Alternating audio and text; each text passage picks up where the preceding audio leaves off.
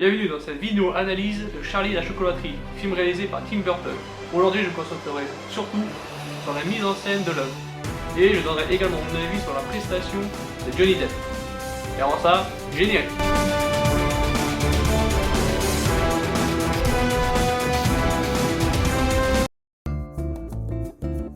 Charlie Bucket est le cadet d'une famille modeste. Comme tous les habitants de la ville, il est intrigué par l'entreprise de sucrerie Wonka.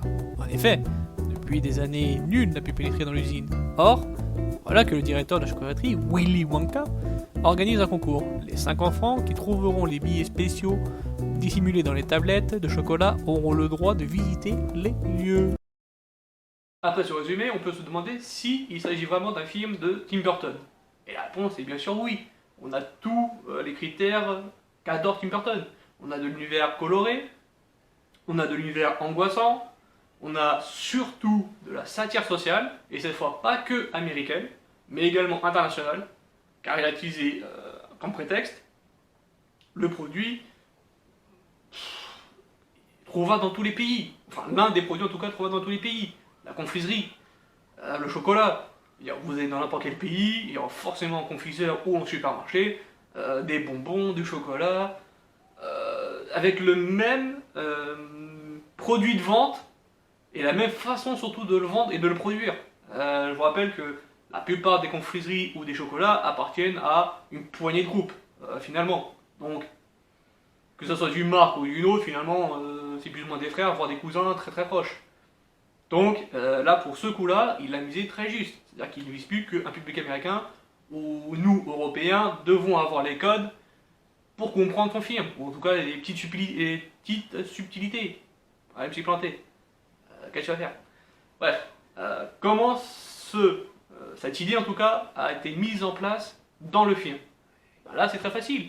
Il suffit juste de regarder la scène d'ouverture du film. Très clairement. Tout est condensé là-dedans. Tout le film peut être condensé quasiment là-dedans. Mis à part le jeu d'acteur, mais ça on en parlera vraiment à la fin, surtout de Johnny Depp. Donc comme je disais, comment cette idée a été mise en place dès le début dans la scène d'ouverture où il y a les noms de tous ceux qui ont participé dans le film, et c'est très simple. La première c'est quoi? C'est gros plan. De toute façon je crois que je vais vous l'afficher, sinon en défaut je vous mettrai le lien, mais à part le fast strike, normalement je devrais l'afficher.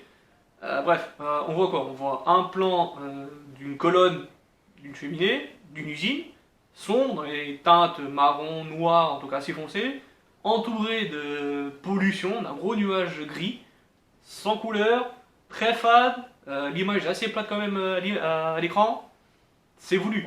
Ensuite, on monte peu à peu jusqu'à rentrer dans la cheminée, donc rentrer quasiment par la fenêtre, et on fonce dedans. Et là encore, on peut dire que du coup on va trouver une vraie usine, comme à l'époque, dans les anciens temps, remplie d'ouvriers, en train de taper, ou en train de percer, de souder, ou que sais-je. Eh bien non, là encore, on reste dans les mêmes teintes pâles, il n'y a personne. Il n'y a que des machines, avec une musique de Danny Elfman, qui correspond totalement, alors là pour le coup il a visé juste, au propos du film. En tout cas au propos de la scène. On voit des machines en train de répéter un travail, la même tâche, encore et encore, sans jamais de pause, sans rien, on tape, on fait, on façonne, on coule, on passe à l'étape suivante. Tout ça dans des teintes très sombres, très sombres. Je veux dire, c'est le fond noir, on voit même plus un fond gris, c'est du fond noir où on met en valeur un peu la machine. C'est un côté très effrayant, très déshumanisé surtout, mais surtout très effrayant. Où tout est cadencé, tout est mis en place. Et surtout, dans tout le processus de conception et fabrication, surtout fabrication, on ne voit aucun humain. Là encore, c'est fait exprès, on veut une usine aseptisée, on veut juste de la cadence, on veut de la production. C'est tout, on ne cherche pas à avoir autre chose de là, on ne veut pas une plus-value, on ne veut pas du côté artisanal, on ne veut pas un fait main, non. Il veut juste vraiment montrer que c'est un produit de tous les jours, grand public, et que vous pouvez avoir n'importe où. C'est totalement un...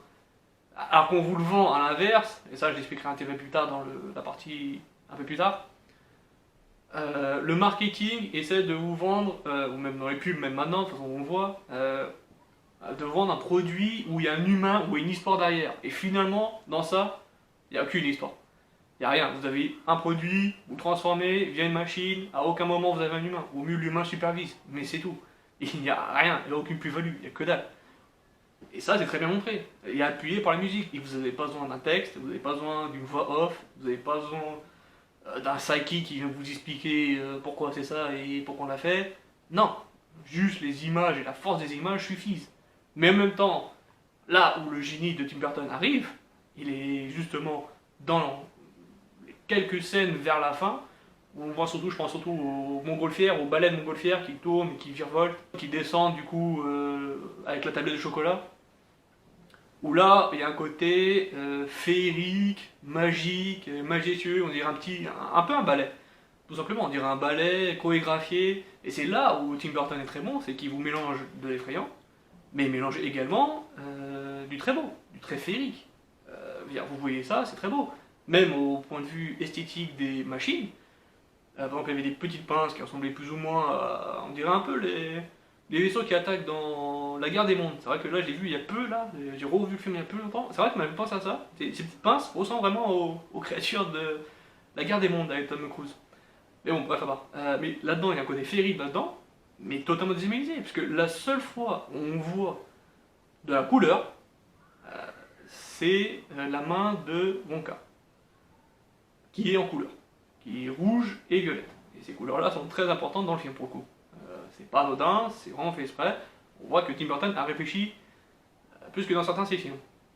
Mais bon, ça on en reviendra peut-être après. Et tout ça, bien sûr, si on regarde et qu'on compare maintenant ce film à l'ère moderne, ce qui est marrant, c'est du coup, on a quasiment gardé, même maintenant dans le marketing pur, ou même dans la vente, ou dans la fabrication d'usines, et quand vous tournez un petit peu dans les usines et que vous voyez les pubs, surtout des grandes marques, hein, je dirais pas certaines, mais pendant que vous voyez du McLaren, l'usine, elle est nickel, je veux dire, c'est quasiment un musée, je veux dire, vous avez des grandes baies vitrées, du marbre au sol quasiment, très blanc, ils font je sais pas combien de voitures par jour, je crois qu'ils doivent faire 12 c'est par an, un truc comme ça, des haut de gamme, il n'y a pas une foutue trace d'huile par terre. C'est aussi blanc que les dents de Joe Biden, c'est très blanc, c'est très expuré, tout est calculé, fait par un grand architecte de je ne sais pas qui. Vous prenez Tesla, c'est plus ou moins la même chose. Vous entrez même dans une usine de Tesla, vous le prenez, vous le cherchez sur YouTube, vous allez en avoir. C'est pareil, c'est blanc, c'est nickel. Vous avez de la couleur, même à l'extérieur, ils ont mis des pots, des plantes. C'est pas juste du comme avant. Certains ont dû connaître et où certains des endroits où j'ai dû travailler, où c'était juste un bâtiment gris, un entrepôt en zinc et par terre c'était du béton et la seule plante qu'il y avait c'était celle à 500 mètres qui servait plus ou moins de cendrier à tout le monde. Non, pas du tout. Là, on est vraiment dans l'ère moderne en tout cas, on est dans un truc de c'est une usine, oui, mais on va pas dire que c'est une usine. Et dans le film c'est pareil, beaucoup là, dans le film ils ont utilisé le même propos. À aucun moment le mot usine n'est utilisé. Ou tout au début, et c'est pas par les grands patrons, en général c'est plutôt par les ouvriers. Et ils ont envie de transformer le mot usine en chocolaterie.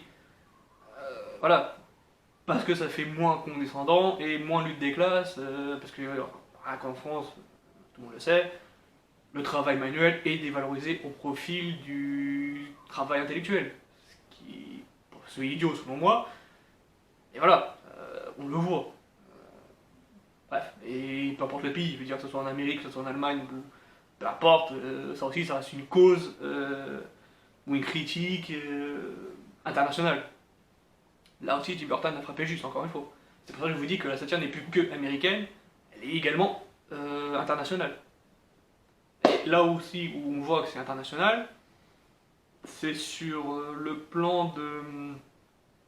que je me trompe pas, c'est surtout sur le plan où, juste après avoir mis les billets dorés dans les chocolats, qui est une scène assez rapide, très intéressante mais assez rapide, on voit les caisses avec du coup les 5 trucs avec chacun un pays. New York, Londres, Marrakech il me semble, et bref, en gros il y a 5 pays, oui Japon je crois il me semble. Et après là du coup on voit les scènes dans ces pays-là. Là encore, l'ordre n'est pas anodin, très clairement. Si on voit le Japon premier à l'époque du film et que la réputation du Japon était la surconsommation, la surproduction, l'avance technologique, et même quand eux sont en avance technologique, qu'est-ce qu'ils adorent? Finalement, la base, la confiserie, des trucs qu'ils disent depuis des siècles et des siècles. Je veux dire, avant l'eau courante, ça existait déjà les trucs, et tout le monde les adorait. Sous certaines formes, plusieurs formes. Chaque pays a son bonbon préféré et surtout la tradition de les faire. Et au Japon, il y a une grosse tradition de bonbons. Ça c'est pas énormément, mais ça commence à arriver même ici en France. Le film joue énormément sur les comparaisons. On l'a pu voir dans la première partie avec la scène d'ouverture, avec la couleur et la non-couleur, l'humain et le non-humain. Et cette fois, on va utiliser une autre forme de comparaison, le gigantisme.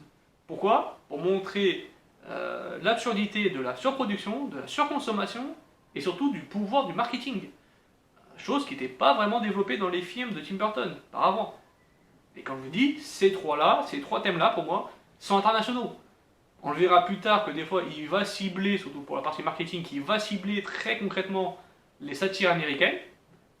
Et ça va être que pour eux, ça va être vraiment visé pour leurs clichés à eux. Mais ça, on en reparlera juste après.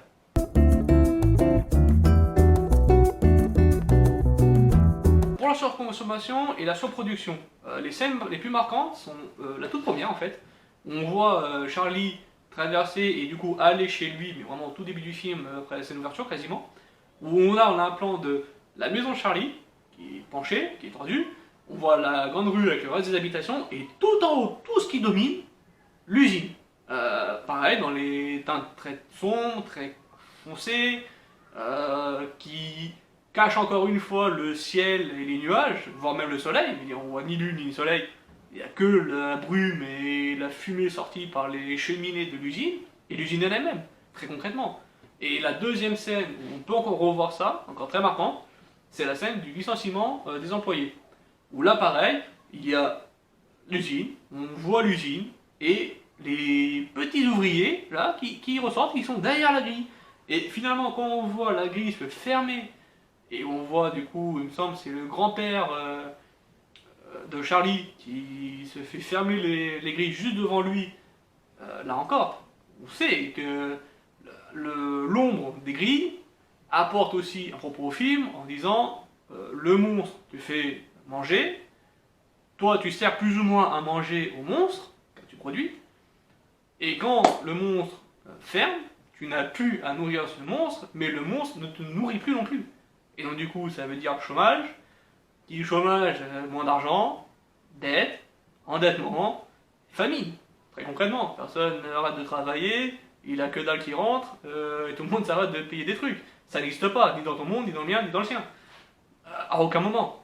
Et bah là, c'est montré via ça. Alors, j'extrapole forcément, et je pousse un peu le propos, mais concrètement, je pense que Tim Burton a plus ou moins la même idée, très concrètement. Et puis il y a une troisième scène qui montre encore ce gigantisme, c'est la scène des gagnants, quand ils attendent de pouvoir entrer dans cette usine, justement, qui vient de rouvrir, mais qui là n'a pas changé ni ses couleurs, alors qu'elle aurait très bien pu, mais non, il a toujours gardé les mêmes couleurs, il a gardé les mêmes teintes, le même fond. Alors là aussi, on voit, si c'est vrai, on voit un peu plus de soleil, qui du coup délimite un peu la zone. Du coup, plus on avance vers l'usine, plus c'est sombre, plus on s'éloigne de l'usine, plus c'est clair. Là aussi, bien appuyé, bon point. Pour une mise en scène, c'est très réalisé et très bien fait. Bref, du coup, on les voit tous en premier plan alignés, les gagnants avec leurs parents, et derrière tout le reste de la population. Là encore, ils ressortent par rapport au mur de l'usine, où je vous rappelle qu'encore les grilles sont encore fermées. Mais même quand elles ouvrent, et qui deux coups se font, qui se referment juste après leur passage, là aussi pareil, le monstre vient de rouvrir, vient d'absorber et d'avaler plus ou moins des nouveaux, des nouvelles personnes. Ces personnes vont le nourrir, et si vous voyez le reste du film, je ne vais pas tout spoiler, mais c'est assez beau. C'est vrai que la fin est assez bien faite. C'est peut-être juste l'exécution qui pêche un petit peu, selon moi. Là, je suis obligé de le dire, parce qu'il y a une référence au Joker, du coup, je suis obligé. Le licenciement du père. Alors, le licenciement du père, c'est pareil. Lui, habillé en ouvrier, donc forcément avec un peu de travail, dans une usine terne, où il n'y a que du gris, du métal, de l'alu et du fer, plus ou moins, comme couleur. Donc, on va dire c'est des teintes grises, mauve, grises. Le gars se ferme, enfin, il ramène un employé, on voit le père travailler avec la même tâche, sans aucune joie, les yeux sont totalement perdus, il est totalement ailleurs, il est obligé de le faire parce qu'il est obligé de le faire. Là, il ramène une machine, là encore, choix de couleur, la machine est rouge.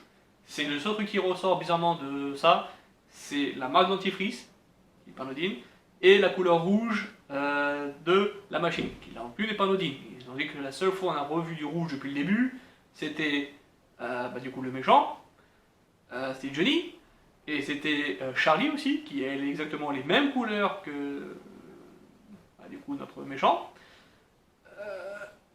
Et tout ça, c'est pas anodin, très concrètement. On sait la fin de Charlie à la chocolaterie, que bizarrement cette couleur, le rouge, signifie danger, très clairement. Si vous regardez tout le film, je vous rappelle, regardez-le sans déconner, c'est un très très bon film, enfin, c'est un bon film. Le rouge n'est pas anodin. Le rouge signifie vraiment danger, c'est pas juste regarder ça pour regarder ça, c'est rouge égale danger. Bref, donc du coup, là ce que je voulais en venir, c'était surtout la marque du dentifrice, Smilex. Smilex est également le même nom que le gaz hilarant du Joker. Voilà, et on sait très bien que Tim Burton est un très grand fan, et quand il peut mettre une petite référence à Batman, il le fera aisément. Et voilà, là on a un petit truc. Et là j'étais juste obligé de... Je vais juste parler de cette scène-là, juste pour ça. Je ne vais pas vous mentir, c'est justement juste pour parler de cette petite anecdote du Joker, sans plus.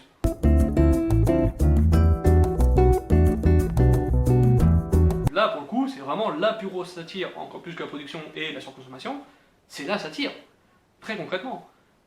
Mais du marketing, où on voit, alors la partie marketing, quand je vous disais c'était la satire pour les Américains, c'était surtout la partie où on voit les caisses avec les noms des pays, et du coup qu'on va dans ces pays, dans un ordre bien précis, je vous tiens à vous le rappeler, où à chaque fois, par exemple, alors le pire je crois c'était vraiment Marrakech, il me semble que c'était Marrakech, où tout le monde échange des poules, des épices, en djellaba, bien sûr, forcément, contre du chocolat. Ce truc-là est forcément fait pour les Américains. En 2005, le film est sorti. Je pense pas, je me rappelle pas en tout cas qu'on ait encore eu des clichés de ce niveau pour les pays du Maghreb. C'est-à-dire qu'on sait très bien qu'ils avaient de l'argent, on sait très bien qu'il y a des bistons qui payent, qui sont comme nous, ils sont pas forcément H24 en djellaba et claquettes. Faut arrêter de déconner. Ça, c'est vraiment juste pour casser l'idée, le cliché américain. Là, pour le coup, je pense que c'est vraiment totalement américain. Pareil, même pour eux, quand je vous parle de par exemple New York, avec la mannequin, ou en tout cas la femme qui est déguisée et qu'on a collé toutes les tablettes de chocolat tout autour de ses pieds, tout le monde se jette dessus. Finalement, on la retrouve en quoi? En collant, corset et il me semble avec un petit chapeau sur la tête. Bref. Mais si ça, c'est pas une satire pour dire c'est un produit familial, tout le monde le veut, on vous le vend de façon mercantile mais enfantine, vous allez dessus, vous allez l'adorer, mais on vous vend quand même le côté érotique.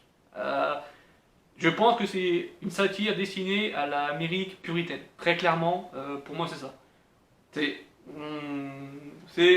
le monde dirigé pour deux choses, le sexe et l'argent. Là très clairement, on a mis les deux en même temps. Mais je pense que c'est vraiment une satire américaine, ouais, pour le coup, plus américaine que pour international. C'est vrai que pour international, dans ces années-là, si on se place à peu près en Europe, on utilisait encore, c'est vrai, le côté sexy, érotique pour vendre des objets, c'est vrai.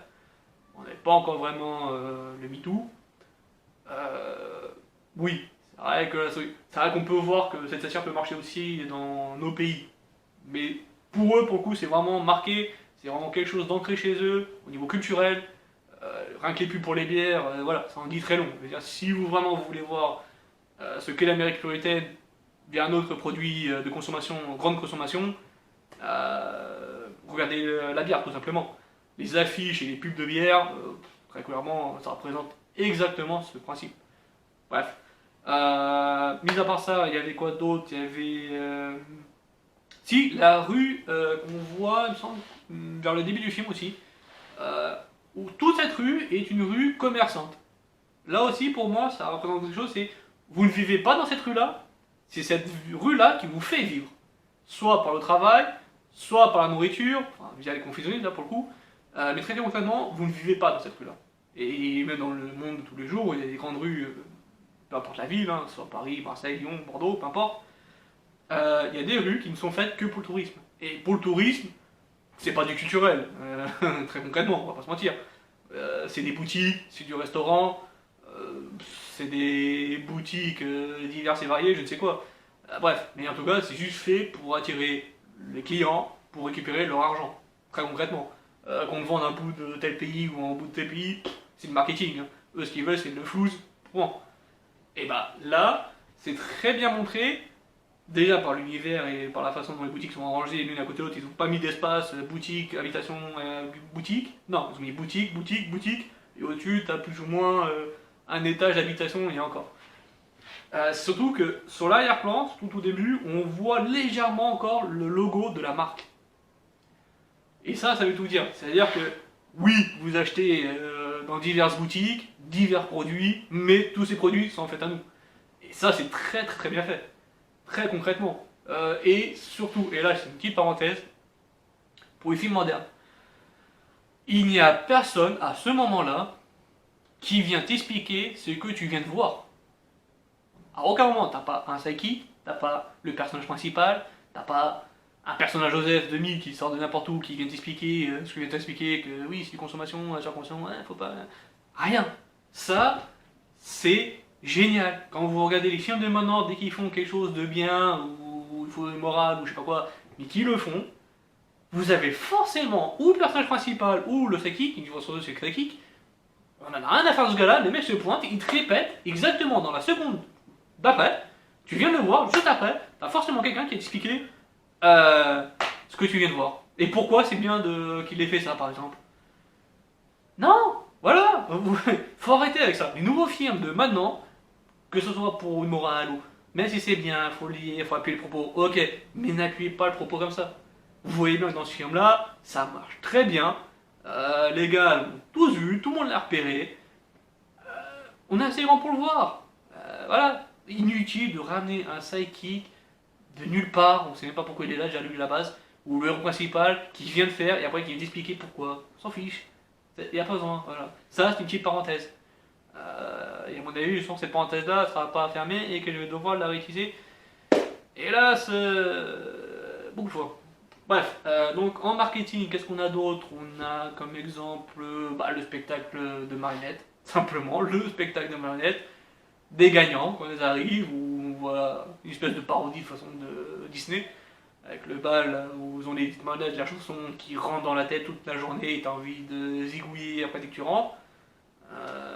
C'est peut-être expliquer certains cas de faits divers, c'est une blague, hein, ne prenez pas mal, qui prend feu, et qui prend feu, et qui brûle, et qui décompose totalement les marionnettes les unes après les autres. Ça aussi, idée de génie, je veux dire, je suis pas ultra fan de Tim Burton dans certains de ses films, très clairement, je suis pas un fanboy. Là, j'ai l'air d'un fanboy parce que ce film est très bon, et que là, pour une fois, tout ce qu'il a fait servait les propos, donc c'est pour ça que je veux défendre ce film-là et que je veux en parler, et je veux pas en parler forcément d'autres, mais au moins de celui-là, je voulais bien en parler. Euh, pour ça. C'est-à-dire que Tim Burton, pendant un moment, a travaillé chez Disney. Ce n'est pas pour rien. Voilà. Dès que vous le savez, vous savez très bien que cette scène-là n'est pas faite pour rien. Très concrètement. Donc les poupées se fondent les unes après les autres, et pour moi, ça montre juste le...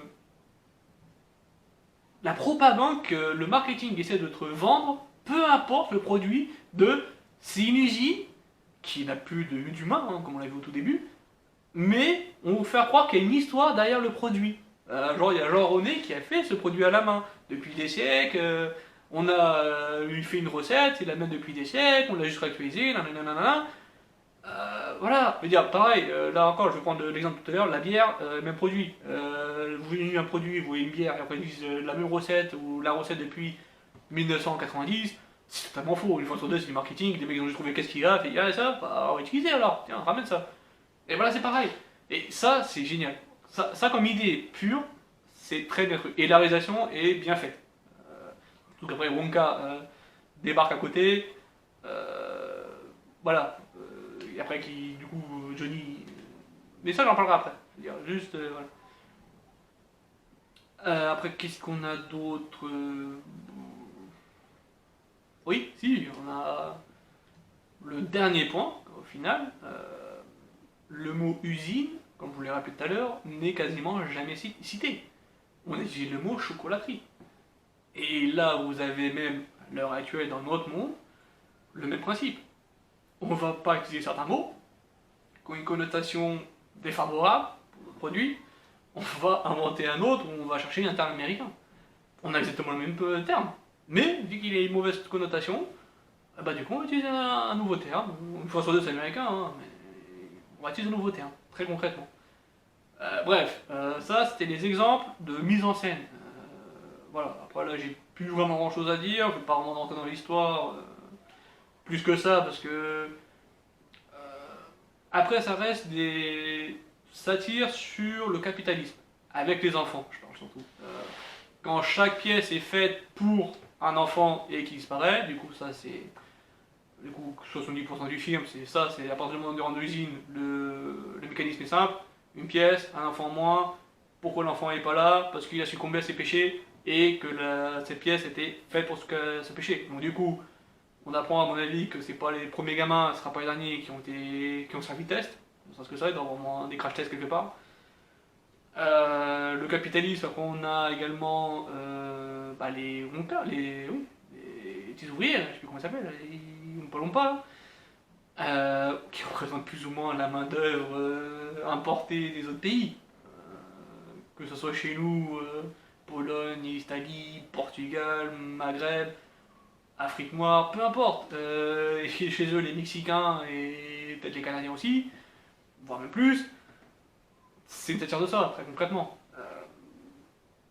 Mais là encore, pareil, vous parlez de gigantisme, là je viens d'y penser. La scène où ils sont sur le bateau, sur le fleuve de chocolat, ils sont sur le bateau, vous voyez qu'ils sont classés de taille. C'est-à-dire les petits ouvriers, les gagnants, et lui tout au-dessus, qui domine totalement les deux catégories, et qui les regarde de haut, et qui sait ce qui va se passer, et qui sait ce qu'il leur a tous réservé. Bien avant. Eux ne le savent pas, en gros, c'est les agneaux qu'on envoie à l'abattoir, très clairement. Mais ça aussi, très très bon concept de mise en place, de mise en scène. D'ailleurs, ce film-là devrait être montré, je sais pas s'il est en tout cas, j'avais fait des au cinéma, j'ai pas envie d'en faire, mais il devrait être montré très concrètement dans les salles de cinéma. Et dans les écoles de cinéma surtout, je veux dire. Parce qu'il y a des bijoux de mise en scène, très simples et à mon avis assez facile de réaliser, qui pour un premier ou un début de film, est efficace. Et qui est pertinent. Pour le coup, là, dans ce film-là, c'est pertinent d'avoir fait ça, de ce choix-là en tout cas. Juste une petite parenthèse, c'est celle de Charlie. Comment il s'appelait? Il s'appelait Freddy Highmore, il me semble. Belle prestation. Alors je l'ai connu pas tout de suite, vraiment pas. C'est vraiment, je crois, vers la fin du film où il faisait une petite mimique qui faisait à chaque fois dans Best Motel. Du coup, le préquel de Psychose. Et là aussi, il fait le marrant, c'est que dans Charlie la chocolaterie, il y a une scène Psychose, celle de la baignoire, scène mythique. Et du coup, qui a été repris. Et que là, maintenant, on sait que lui a joué dans Best Motel. Je veux dire, ça donnait un petit peu une saveur supplémentaire au film. Mais c'est vrai que je l'avais pas reconnu tout de suite. Et il était déjà bon en fait. Donc, petite mention spéciale, voilà, je vais faire une petite parenthèse sur lui. Mention spéciale, très concrètement. Lui, et aussi sur le casting secondaire, on va dire. C'est-à-dire la mère, très bonne, je suis désolé, excellente. Les vieux dans le plumard, moi ça m'a fait marrer. Je sais que certains ça a énervé, moi ça m'a fait marrer, je suis désolé. Les meilleurs punchlines, les meilleurs vannes, le côté marrant qui est apporté au début du film, alors que lui aussi, très sombre, c'est eux qui les ont apportés, et le quadrio, ou quadrifolio, c'est Talisa Alpha Romeo, est génial. Je veux dire, ça marcherait bien, je veux dire, dommage qu'on les a pas eu un peu plus. C'est vraiment dommage qu'on ait pas eu les 4 un peu en mode Muppet Show sur le côté. Je sais pas comment on aurait pu les mettre, mais il fallait les mettre quoi. Vraiment, ça, casting spécial. Donc, pour moi, Charlie la chocolaterie pour Johnny Depp, c'est un concentré, ou une compilation en tout cas, de ce qu'il peut faire comme jeu d'acteur. Très concrètement, vous avez tout dedans. Vous avez un personnage froid, hautain, surtout avec les enfants, vous l'avez. Vous voulez un Johnny Depp chaleureux, qui peut être émouvant, vous l'avez. À la fin, avec spoiler, passation de pouvoir. Ou quand il tout l'arc avec son père. Là aussi, vous voyez, il peut être terrifié, il peut être rancunier ou méprisant. Je veux dire, Charlie et la chocolaterie, c'est très clairement pour moi une compilation. On peut pas faire mieux, c'est-à-dire que chaque film, par exemple, je vous parlais de Public Enemy, vous avez juste un Johnny Depp sobre, enfin qui essaie d'être sobre, mais qui est sobre. Vous avez du Mordecai, là pour le coup, oui, Mordecai, c'est vraiment du sous Pierre des Caraïbes, là pour le coup, oui. Là, c'est pas moi qui vais défendre ce film-là, je peux pas. Même moi. Après, c'est vraiment toute la mauvaise chose que j'ai, mais bon, ça a tellement épuisé que. Non, je préfère même pas essayer de tenter. Mais là, il touche juste, c'est-à-dire que le personnage ne fait jamais trop ou pas assez. Quand je vous parlais par exemple de la scène où il domine les ouvriers et les gagnants sur la barque, le fleuve au chocolat. Sortez quelqu'un d'aussi, vraiment, il aurait fait du Pirates des Caraïbes. Il aurait fait plus. Il aurait fait un grand sourire, il aurait rigolé, il aurait fait un petit rire salace, en mode Joker ou un rire jaune, voilà.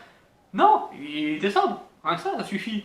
Quand le mec, à chaque fois, il récupère les gamins, et qu'il est dedans, et qu'il commence à discuter chacun avec eux quand on leur pose des questions, et qu'à chaque fois, il les rembarre, surtout Mike, et il les rembarre à chaque fois en mode oui, c'est toi le petit voleur, c'est toi qui m'a hacké.